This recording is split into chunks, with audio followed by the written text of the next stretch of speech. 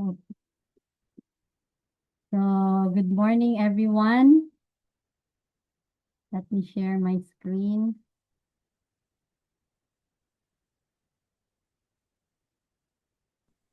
Good morning, ma'am.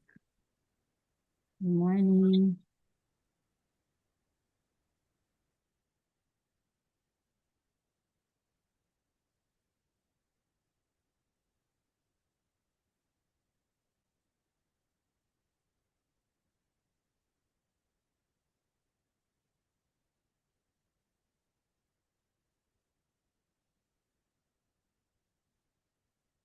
So, as you can see on our announcements that this is our final week, maybe this week and next week, final meeting next week. So, I have to double time because we are still on our module 11 and we still have 4 more. So, maybe I will have 11 and 12. Can't hear you, Professor Labon. Yes, Doc Rolly.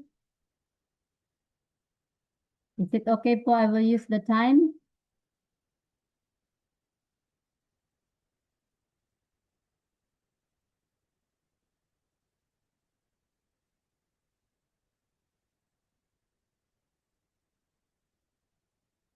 So you can see the announcement that there are only 2 modules remain, but for us, in my subject, we still have 4 more. So maybe I will double now and next week, I hope, or maybe I can just send in our group chat the presentation and you can study it.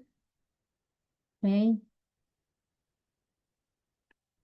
So, yeah, my screen.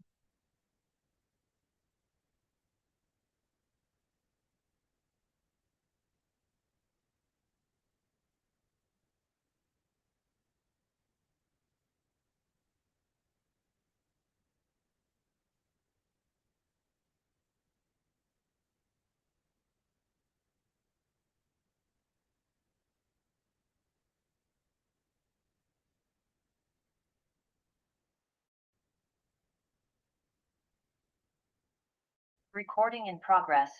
Recording in progress. Yung double yung screen.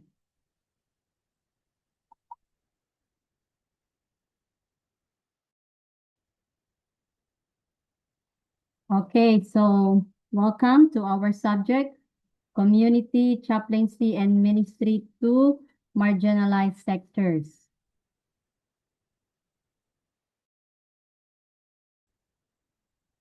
And this topic is a bit long, got 20 slides, and I hope we can finish before Doc Jarrell will come. So let's proceed, and our module is about community chaplaincy in disaster and crisis.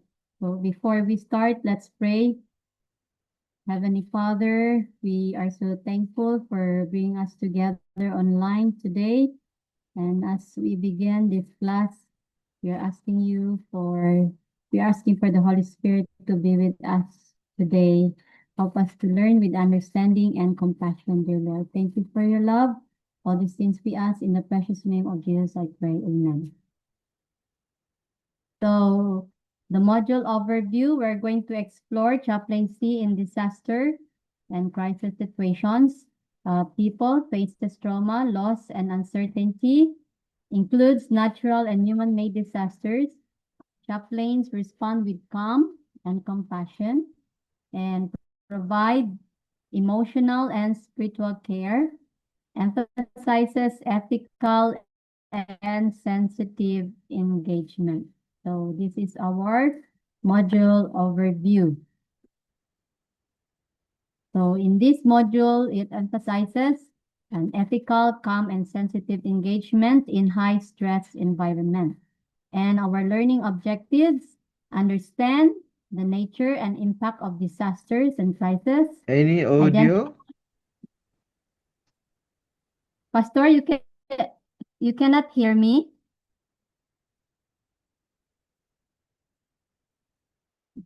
Can you hear me, everyone?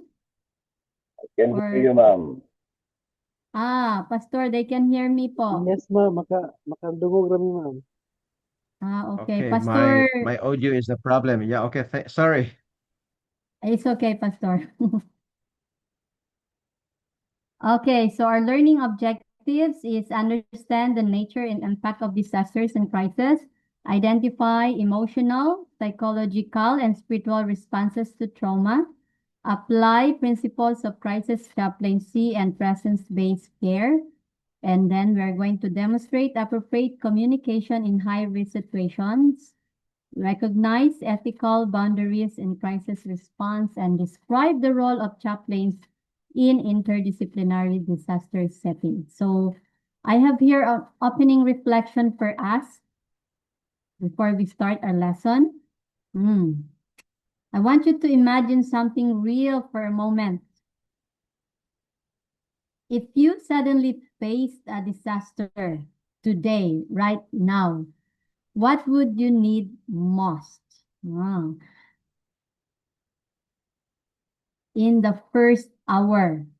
So what do you need most in that first hour? Is it answer? Would it be resources?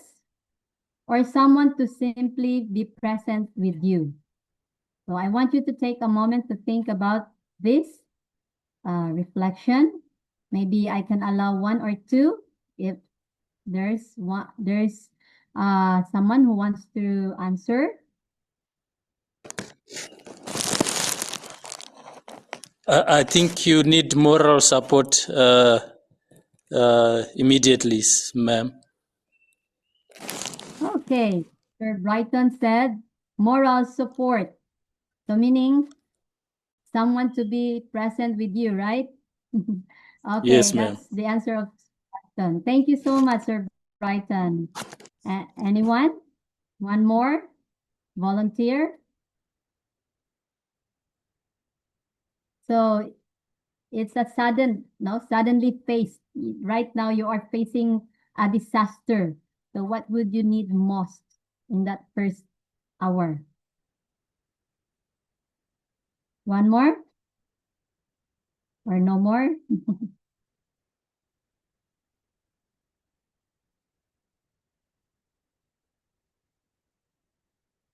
Okay, let's proceed. So thank you so much, Sir Brighton.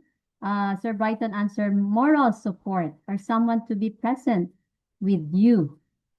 Okay, so let us remember that in time of crisis, many people think they need solutions right away or immediately. But often, what people need first is not answers, but presence. So Sir Brighton said moral support. Someone to calm down, no? Someone who is there, someone who listens, and someone who stays. So today we will learn how community chaplains become that kind of presence in moments of disaster and crisis. So let us understand disaster and crisis concept. So let us define. So when you say disaster, it is a sudden, overwhelming event that disrupts normal life and community system. Crisis exceed an individual's or community's capacity to cope with available resources. So it usually affects many people at once and often requires external help. So the examples, of course, these natural disasters like earthquakes, typhoon, floods, drought, pandemics, that is already there in our health crisis, pandemics, human-caused crisis like armed conflict, accidents, displacement, and community violence. When we say technological disasters, it can be industrial accidents or infrastructure failures.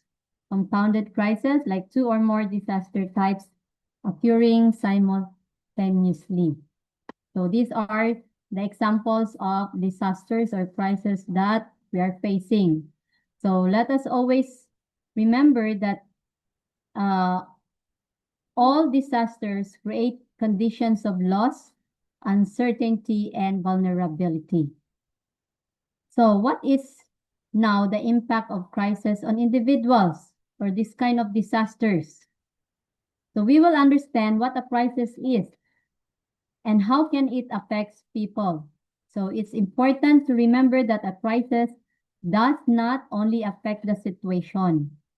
It deeply affects individuals and even the whole community. So let's go first to the impact of crisis on individuals. So here we can see that it affects the whole person, the body, of course, the mind, the relationships, and spirituality. Shock and confusion. So we can see here that the brain struggles to process sudden catastrophic change. What else? Fear and anxiety. Uncertainty affects safety, survival, and the future.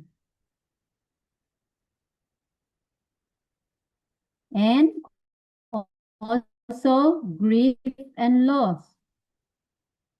Loss of home, loved ones, livelihood, or normalcy. And then disorientation and helplessness, loss of control over one's environment. So it can affect the physical well-being of that person. So these responses are what? Normal human reaction to abnormal, overwhelming situations. So we can see that this affect the whole person. That is why chaplains must respond with sensitivity, because people are experiencing deep and complex struggles during these situations. So this is the impact of crisis on individuals. How about on communities? So beyond individuals, crises also affect the entire communities.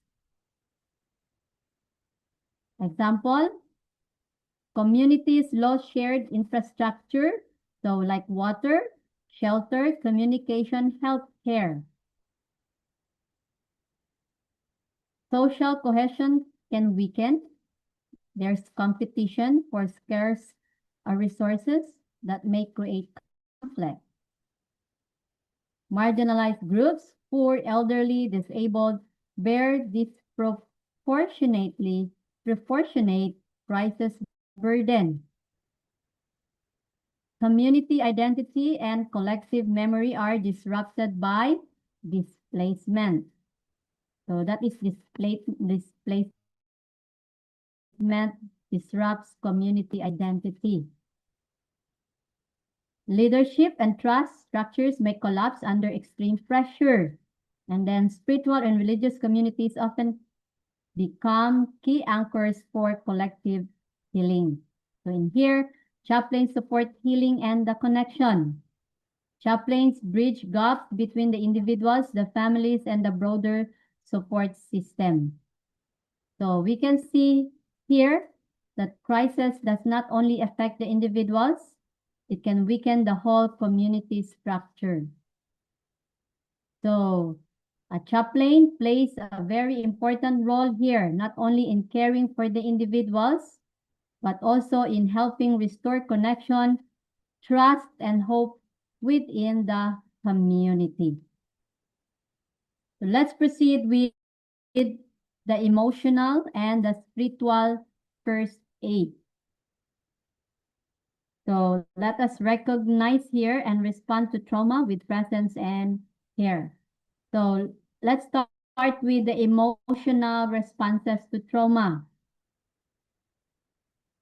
So let us focus more closely on how individuals respond emotionally during this kind of situation. So this will help us understand and help us respond with greater compassion and patience. So the first one here, of course, panic or numbness. Emotional numbness. When we say panic or overwhelming fear. So we can see that the nervous system may freeze, flight, or flee under threat. And then anger or blaming others. So displays emotion, seeking an outlet or cause for the crisis. What happened?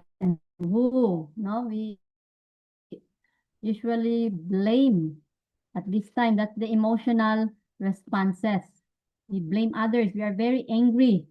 Okay, withdrawal or silence, protective shutdown when words feel inadequate or unsafe. Intense grief, overwhelming sadness for what has been lost or destroyed. Hypervigilance, constant alertness, inability to relax even after immediate danger passes. So you're always alert, no? You, what is this? Hindi ka mapakali. Okay? Guilt and self-blame. Or sudden mood changes. Why did I survive? Or what could I have done differently? So as a chaplain, no, we can see here that our role is not to judge or correct these emotions, but to understand, accept, and support individuals as they process their experiences. It says here, normalize all this. They are human responses to abnormal traumatic circumstances. Because these responses may seem difficult or confusing, right?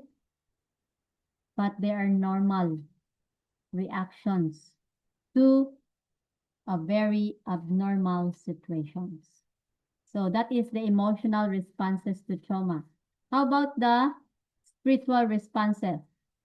So here, you can see the common spiritual concerns people experience during these difficult situations. So what are the common spiritual concerns? So we have here questioning faith or beliefs. Why would God allow this to happen to us, to me? And then searching for meaning, seeking purpose or lessons in suffering and loss. Desire for comfort or prayer. Feelings of abandonment or guilt. Guilt or spiritual struggle. No? God has forgotten or maybe punish us, punish me. So when we say spiritual anger, honest rage directly at God, faith, or at the universe. So these spiritual responses are very personal and meaningful to individuals. Renewed faith, some find crisis deepens trust, okay? Community and dependence on God. So some of them, they renew their faith. There are more, they hold on to God, where they claim God's promises. But not all are sane. So chaplains, we are called to provide a safe and respectful space where people can express these thoughts and feeling without fear or judgment. So chaplains provide a safe, non-judgmental space for all these expressions. So what is the chaplain's role and in emotional and spiritual first aid? So we heard all the emotional and the spiritual struggle that each individual or a community experience. Now, so our role now, always remember that this is called emotional and spiritual first aid. It's not therapy, okay? First aid is not therapy. It is immediate, stabilizing, compassionate presence. So, Our chaplain's role is to protect, ensure that the person feels physically and emotionally safe in your presence. And then connect. Be a steady human presence. Offer a human point of contact amid chaos and depersonalization. And then the most important thing is listen.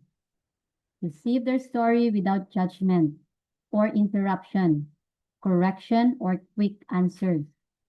Normalize. Affirm reactions are natural. So confirm that the reactions are understandable and human. Provide information. Calmly share what is known without speculation or falsehood. So always provide information calmly and honestly. And then link. Connect individuals to appropriate next level care and ongoing support. So we should link to further care and support. So these are the chaplain's role. We are there to protect, connect, listen, normalize, provide information, and link. So these steps reminds us that our role is not to fix everything. Since module 1 up to now, we always heard this. No, we are not to fix everything, but to stabilize and support. Through presence, listening, connection, we help individuals begin their journey toward healing. So that is our role as a chaplain when in terms of emotional and spiritual first aid. So before we proceed to our lesson, I have here a scenario with a guided question. So this is the scenario. I want you to apply this of what we've learned to a real life situation. So let's think like a chaplain. How would you respond in this kind of scenario? A community has just experienced severe flooding. Families are displaced and a mother is crying uncontrollably after losing her home. So these are the guided questions that we have here. What immediate needs does this person have? What would the chaplain say or not say? How can the chaplain provide support without giving false reassurance? And then what does presence look like in this kind of situation? Always remember that there is no wrong answer here. Okay, everyone is welcome to share your ideas, insights. Maybe some of you have experienced this kind of scenario. So you can share here with us. So think like a chaplain. You are a chaplain. So what is your response to this kind of situation? So the microphone is yours. Those who wants to share, please, you're very much welcome. Anyone? Sir Brighton, yes. Go ahead, Sir Brighton. As a chaplain, maybe I may have to start by calming her down and reassuring her that everything will be okay. And I'm here to help, to give assistance. And then if I'm here to be with you, to support you and help you get some assistance for relocation and get you assistance to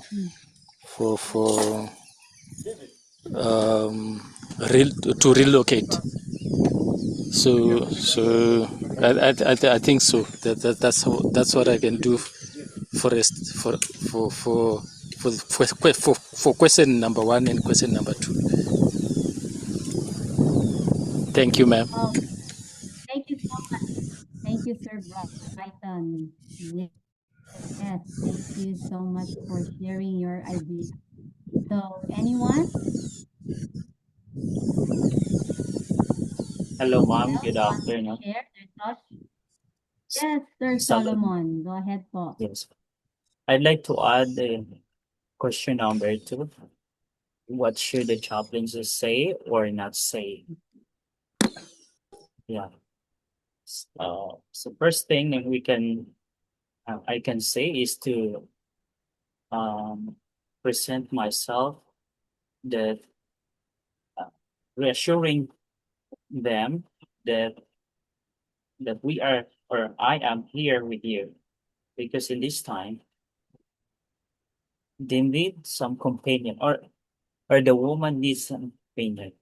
And as what we have learned Mm. last week, the words that we are not going to say is God has a plan. All right. So I cannot forget this. We will not say God has a plan. So that's all, ma'am. Thank you. Mm. Thank you, Sir Solomon. Yes. Anyone? How about 3 and 4? Anyone wants to answer? Because 1 and 2, it's so clear, no? Ikuman eh. Ako eh. Sir Brighton and Sir Solomon share their ideas and thoughts of that. Yes? Anyone wants to share with 3 and 4, or you can add more for 1 and 2? That would be fine. One more volunteer before we proceed to our next subtopic.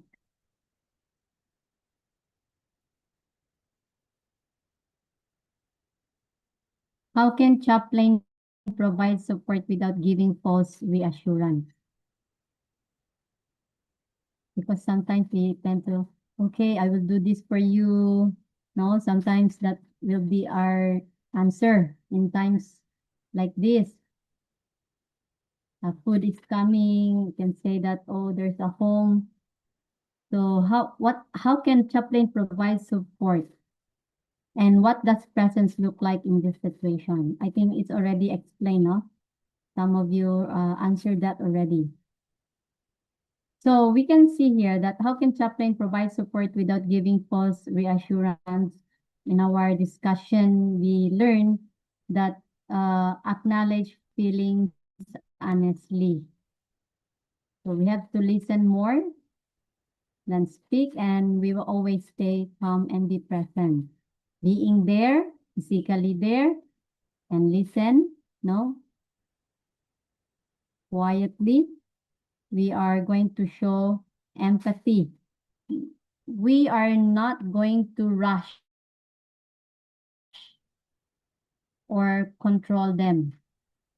So the most important thing or response that a chaplain can give is not giving answers, no? But though we can, yeah, should a chaplain say, we can say, I'm here. That's very, good. That can help a person. I'm here with you. Take your time. Okay. But always remember that offering presence, just being there is the most important thing. So thank you so much, Sir Brighton and Sir Solomon, for your ideas. And let's proceed to practical skills for crisis chaplaincy. So what are the 4 skills? Okay, so your answer there, calm and grounded presence. That is very important. So these are the practical skills that we as a chaplain must develop. Calm and grounded. Honestly, I am, what's this? I'm not calm, but I'm trying. No, I've learned a lot from this subject.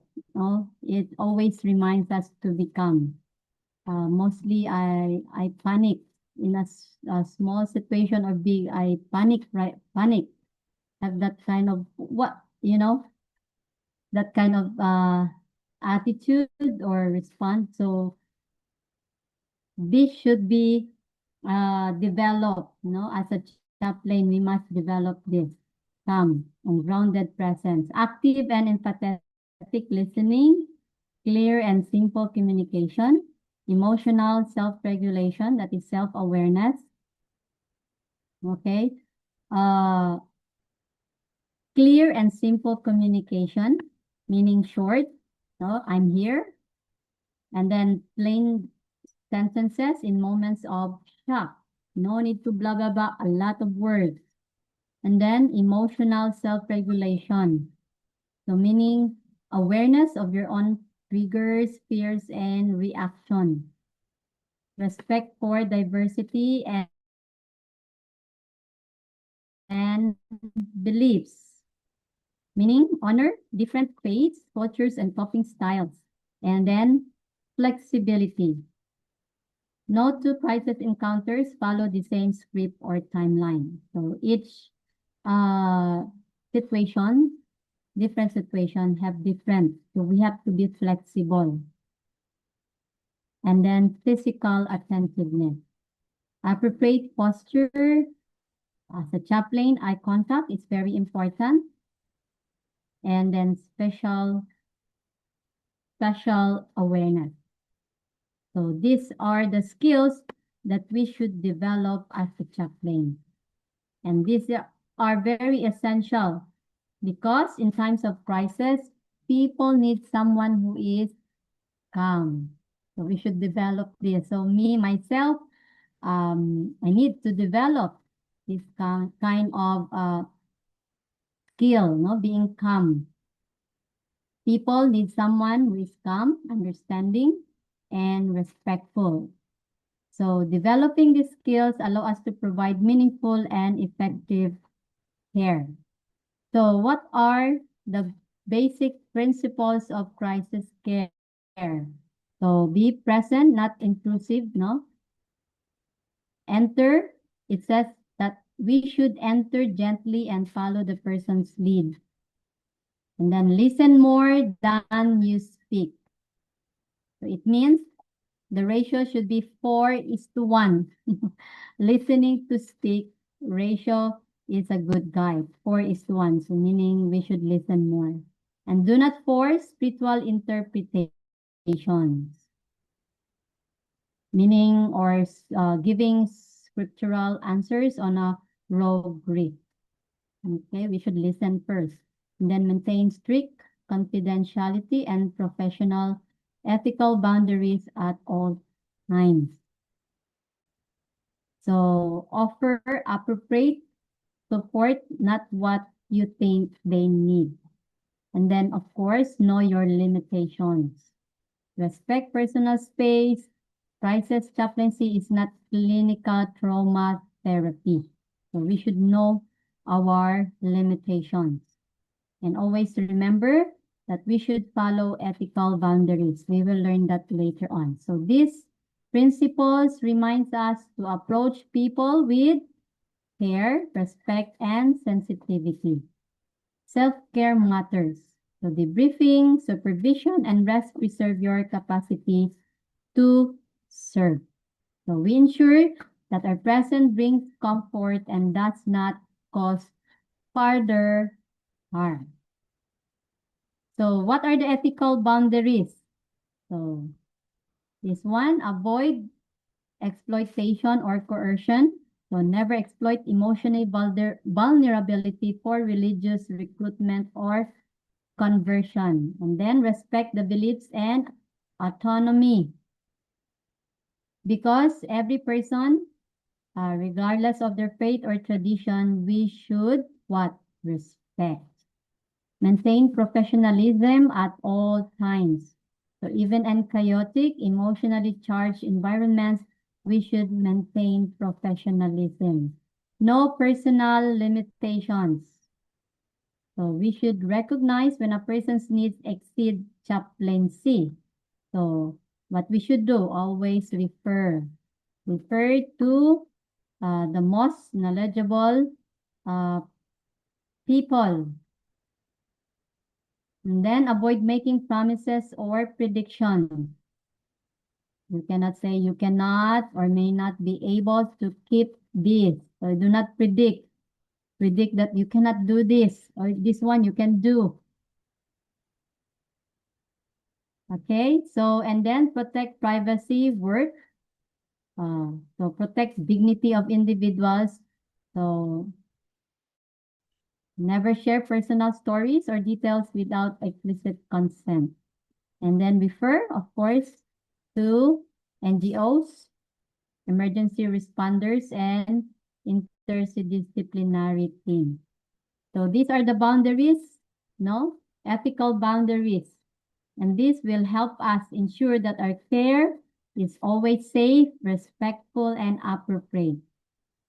We must always act with integrity and responsibility, especially in this kind of situation. This is very sensitive situation.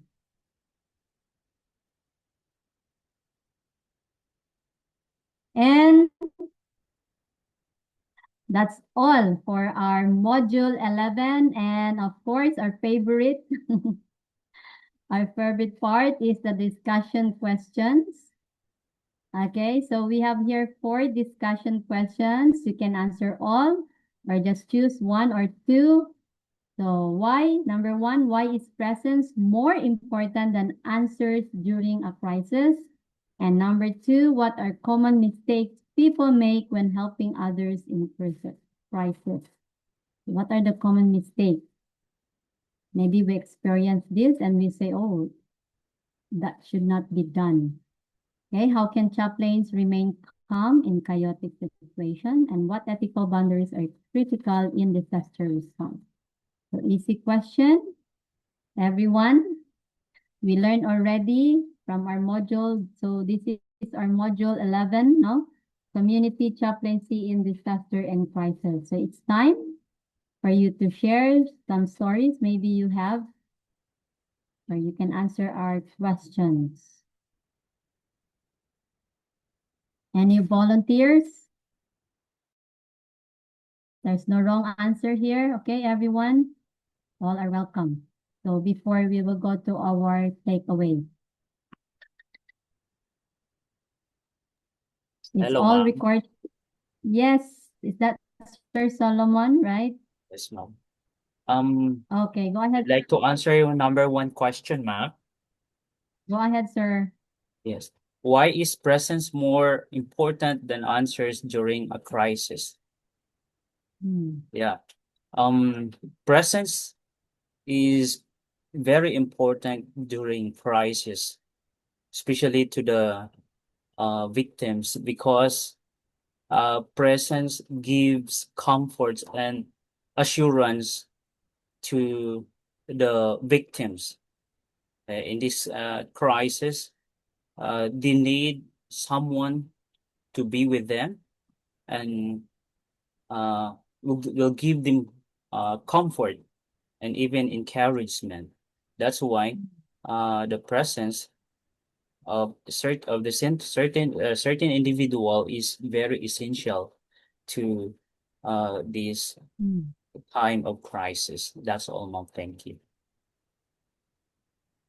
Thank you, Sir Solomon, for your insight. Who else? Anyone who wants to share? Number 2, 3, and 4.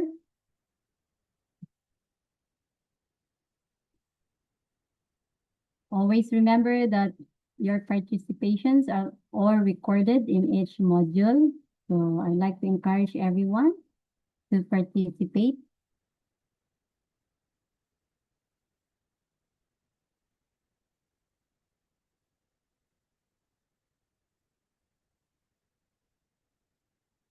Meron pa ba? You can express it in our own language. Kung saan kayo comfortable, you can do so.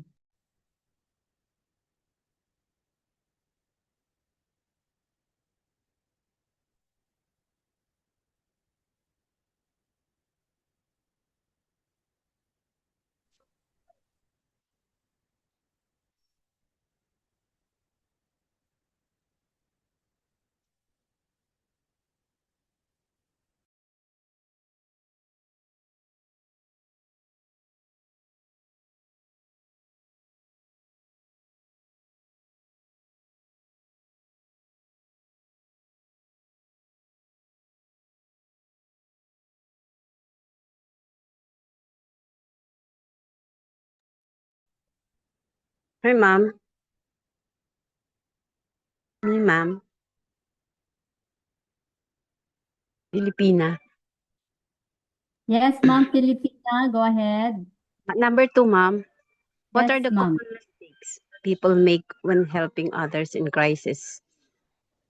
Palagi ko po ang mistakes is yung i-handle natin sa sarili natin kakayanan ang pagtulong sa mga tao na nasa crisis because meron tayong kakayahan but mayroon tayong kakulangan kasi po hindi natin kayang i-handle ang needs nila katulad ng halimbawa finances or food.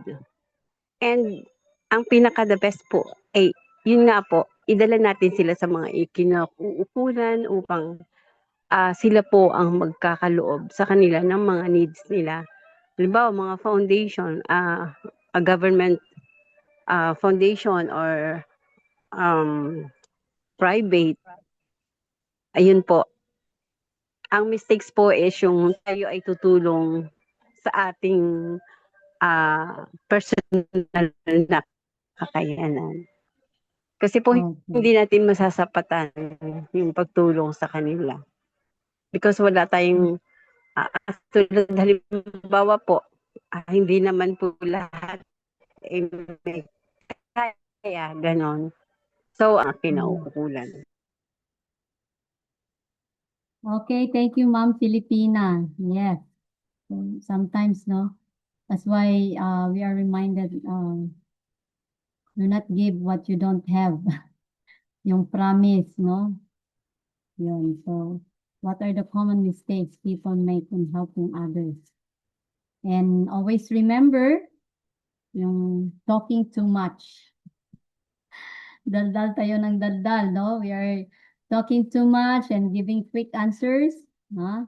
So that is a no-no, no? We have to avoid it as a chaplain and trying to fix everything. Like Ma'am Filipina said, if we cannot do it, so we have the NGOs or more professional who can handle them. So how about 3 and 4? How can chaplains remain calm? No, we are reminded. I'm Yes. on the phone. Yes, Um, Chaplain Dominic, go ahead, sir. Yeah, number 3, ma'am. How can chaplain remain calm in chaotic situation? So we need remember when Jesus say a greetings or greeted the what do you call this, the um, disciples, the time they are like scaring or something, not at this mood. So God, Jesus greeted them, peace be with you. So we need to have that peace of like stay calm always. Then we can get it, or we can adapt the idea of getting calming in terms of situation like you are in scaring mode or something like you are not at peace, then we'll just look Jesus as what he told to their disciples that they should stay calm, stay at peace. Then so that you have this idea of getting at peace, whatever situation like you are in chaotic, according to this situation, chaotic situation. So the people who are uh, not in calm mode, they could adapt. They could adapt to you a idea of getting peace in terms of this chaotic situation. So you have the idea of like Jesus did.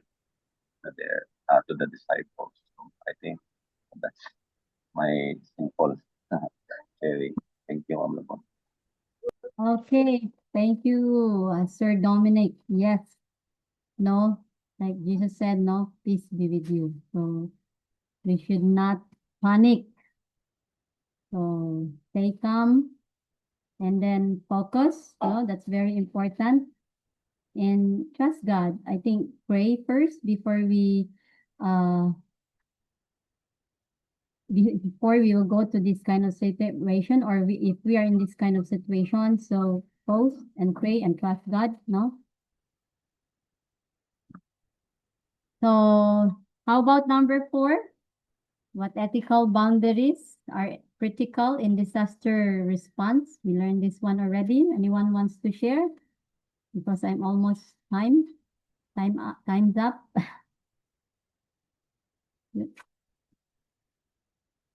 What are the important ethical boundaries? So respect, right? Respect. And then what else?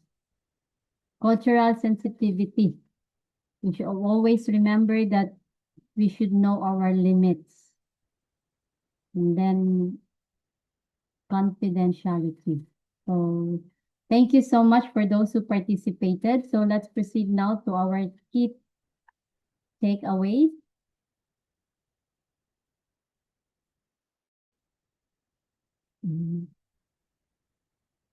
Okay, so these are key takeaways that disaster disrupt emotional, social, and spiritual stability simultaneously. And then crisis chaplaincy focuses on presence, not problem solving or quick spiritual answers. Emotional and spiritual first aid are foundational competencies for every chaplain.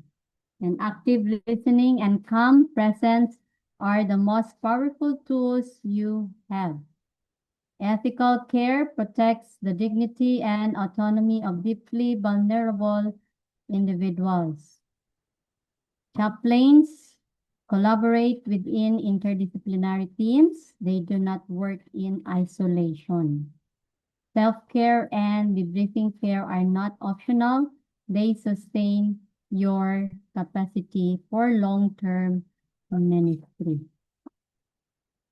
So that is our key takeaway. So a closing transition. This module concludes our core exploration of community chaplaincy among marginalized population. We have journeyed through, okay?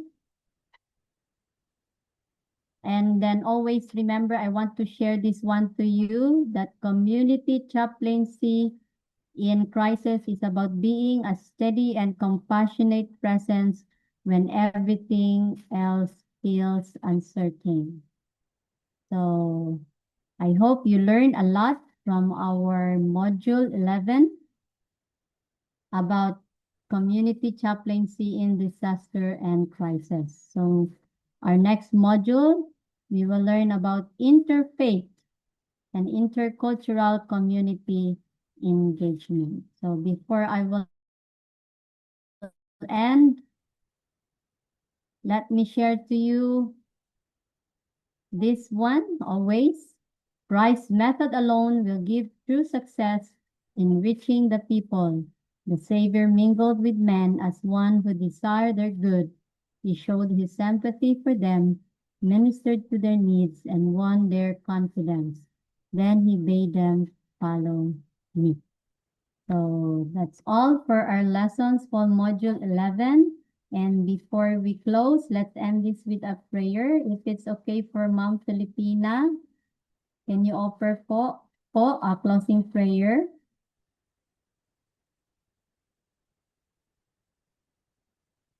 Ma'am Filipina, are you still there or wala na ba si Ma'am?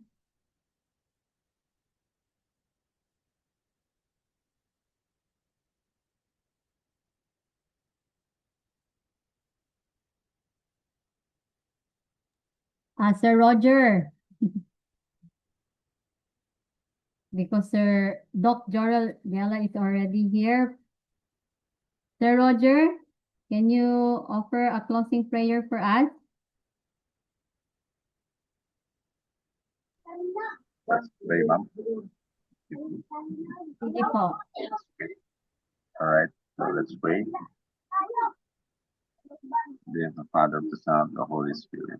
Father, we are glad and thankful for this wonderful lesson that we have with Ma'am Labon for giving us very much very nice and wonderful lesson that we have learned. We have just learned from you, oh God. Thank you so much, and I hope these lessons that we have learned, we can share it. Also. We'll apply it to our daily lives. Thank you so much, dear God, as part of our growth to these institutions that we have. We thank you always, and forgive us always our trespasses to God, as we forgive also for those who sin against us. Thank you so much for hearing and answering our prayer in Jesus Christ, our Lord and Savior. Amen. Thank you, Sir Dominic, for praying. Amen. Thank you so much. Kapkunta, everyone. Goodbye. See you again. Thank you, ma'am. Thank you very Udi. much, ma'am. God bless po. So, Kapkunta.